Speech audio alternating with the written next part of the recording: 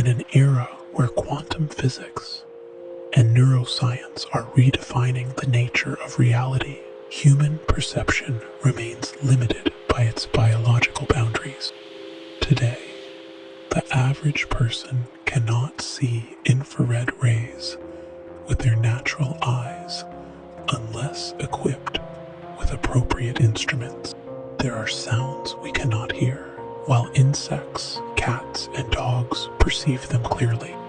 Today, biomimetic technology has created sensors and robotic systems that mimic these biological abilities exactly, allowing us to see the Earth's magnetic field like birds, hear the ultrasonic frequencies of bats, or detect chemical traces like insects, transforming biological instinct into digital data reality.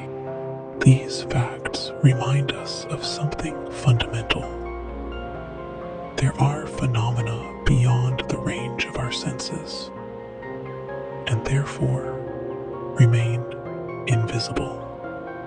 But in the very same space where we live, could there not be people with developed intuitive ability who perceive realities that for others do not exist? Most people believe we live in the real world, while the world of imagination is a false creation of the mind, a strange place with different landscapes, cities, houses, and creatures, a world with different colors, sounds, and scents that awaken unknown sensations. There, limitations are fewer than in our material world, and anything can happen. Thus, when we hear about the existence of other worlds, we tend to attribute them to imagination.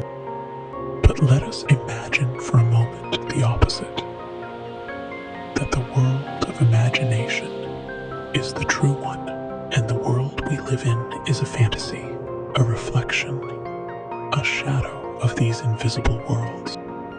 Just as we try through our imagination to touch what the mind cannot reach, so too do the inhabitants of these other worlds attempt to communicate with us. However, since we speak different languages and possess different senses, this is not possible, except for a few gifted people, those we call intuitive or sensitive. Here, ancient wisdom provides the key.